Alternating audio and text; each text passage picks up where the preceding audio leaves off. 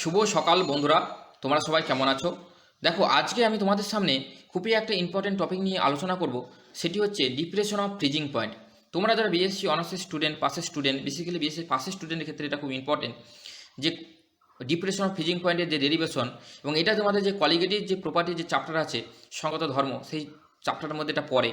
তাই এই টপিকটা আমি পুরোটা ডেরিভেশন করে দেখিয়েছি। তোমাদের যদি পরীক্ষার সময় আসে, এখান থেকে বিভিন্ন শর্ট কোশ্চেন আসে বা বিভিন্ন কনসেপ্ট ক্লিয়ারের একটা ব্যাপার থাকে, আর এখানে কিছু ছোটো ছোটো কোশ্চেন থাকে। তা আমি টোটালটাই আমি এই ক্লাসে আমি আলোচনা করেছি। তা দেখো, ডিপ্রেশন অফ ফ্রিজিং পয়েন্ট এবং কী, এবং সেই জিনিসটা কলিগেটিভ প্রপার্টির মধ্যে পড়ে। দেখো, আমরা যখন কলিগেটিভ প্রপার্টি পড়েছিলাম তখন আমরা শুনেছিলাম যে কলিগেটিভ 4 ধরনের কলিগেটিভ প্রপার্টি আছে। একটা হচ্ছে Raoult's law, that is lowering of vapour pressure, depression of freezing point, elevation of boiling point আর অসমোটিক প্রেশার। তাহলে আজকে আমি এই টপিকে যে ক্লাসটা আলোচনা করবো সেটা হচ্ছে ডিপ্রেশন অফ ফ্রিজিং পয়েন্ট, ঠিক আছে? এবং এটা অ্যাকচুয়ালি কলিগেটিভ প্রপার্টির একটা ধর্ম আর কি। তা দেখো, ডিপ্রেশন অফ ফ্রিজিং পয়েন্ট জিনিসটা কী তা প্রথমেই আমি একটু আইডিয়া দিয়ে রাখি।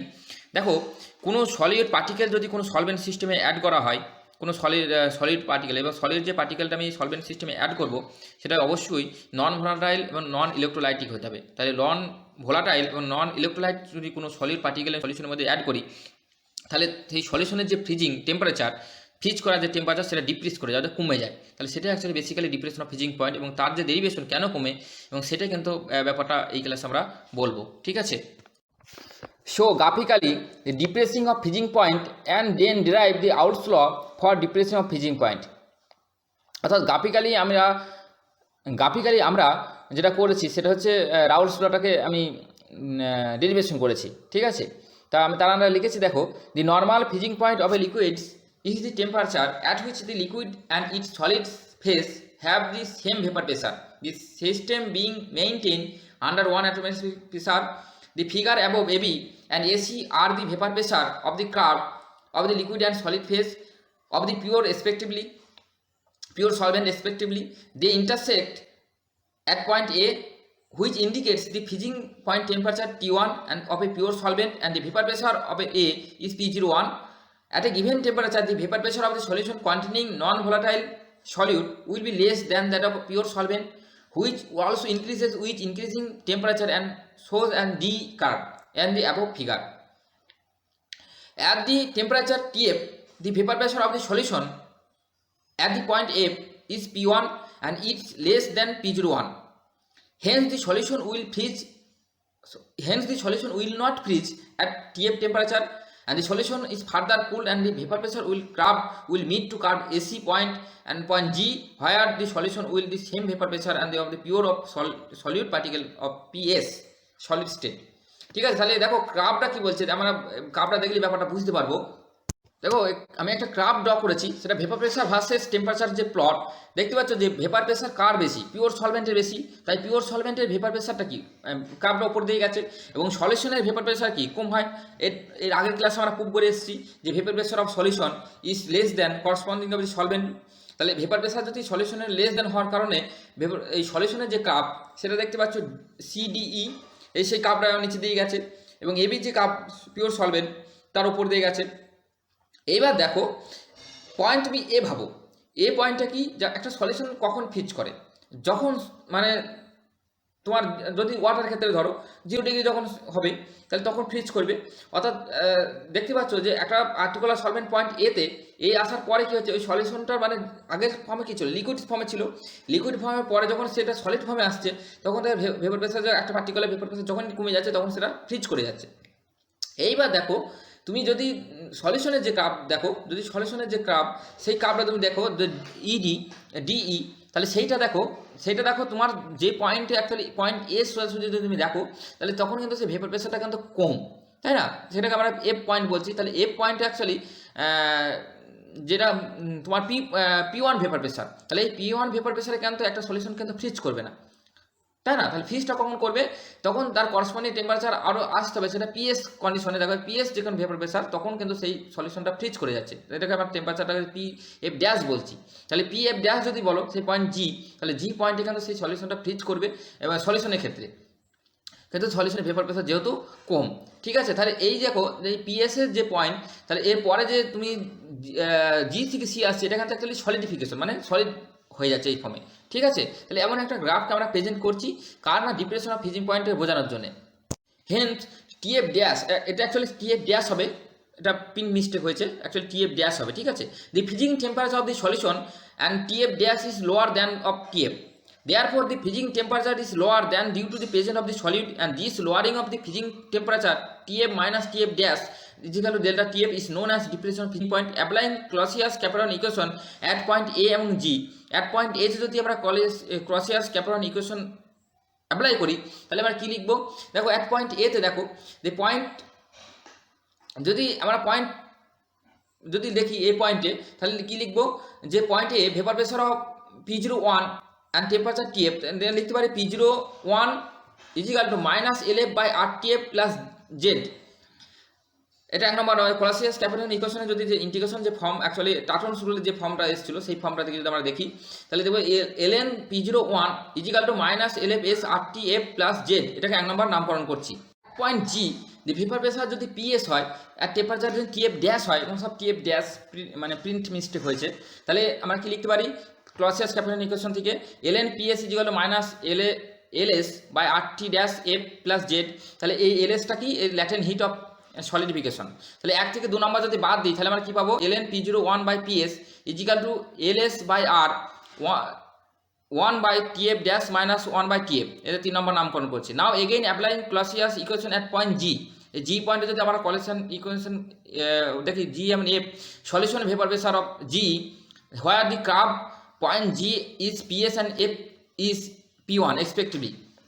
তাহলে এক পয়েন্টে এফে যদি দেখো, পয়েন্ট এফে যদি দেখো যেখানে পেপার প্রেসারটা P1 হচ্ছে, সেখানে যদি আমি সূত্রটা অ্যাপ্লাই করি তাহলে ln P1 is equal to, সেখানে লিকুইড স্টেটে আছে, দেখো সলিউশনের ক্ষেত্রে P1 প্রেসারে কি মানে সলিউশনটা তো ফ্রিজ করিনি, তাহলে সেটা লিকুইড ফর্মে, তাহলে তার ল্যাটেন্ট হিট কার LV হবে minus LV by RTF plus Z1। এক পয়েন্ট জিতে আমরা তো পেয়েছি যদি সেটা, তাহলে ln PS is equal to minus LV by RTF dash plus Z1, সেটাকে 4 এবং 5 নম্বর নামকরণ করছি। তারপরে দেখো 4 থেকে যদি আমরা 5 বাদ দিই তাহলে কি পাবো, ln P1 by PS is equal to LV by R 1 by TF dash minus 1 by TF, এটাকে 6 নম্বর নামকরণ করছি। তাহলে 6 minus 3 যদি করি তাহলে কি হবে, ln P1 by P01 is equal to LV by LS is equal to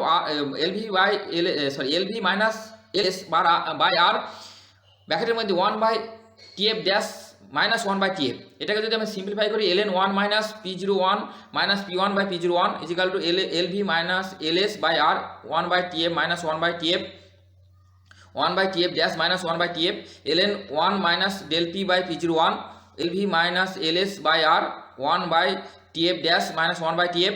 এবং দেখো ফর ডাইলুট সলিউশন ক্ষেত্রে আমরা এটা আগেই করেছি, ln 1 minus del P by P01 is equal to minus del P P01 হয়, এটা ম্যাথমেটিক্স থেকে হচ্ছে, আগের ক্লাসে ভালোই করে বলেছি, খুব ডিসকাশন করেছি। অতএব এই ln 1 minus del P by P01 is equal to minus del P by P01 হয়, এটা তোমাদের জানতে হবে ম্যাথমেটিক্স থেকে আসে এটা। তাহলে এটা ভ্যালুটা বসাচ্ছি, তাহলে হেন্স আমরা পাচ্ছি minus del P by P01 is equal to LV minus LS by R 1 by TF dash minus 1 by TF। তাহলে এমন একটা ফর্মে দাঁড়াচ্ছে, যদি বোথ সাইড মাইনাস দিয়ে গুণ করি তাহলে আমরা পেয়ে যাব কি, del P by P01 is equal to LS minus LV by R 1 by TF dash minus 1 by TF।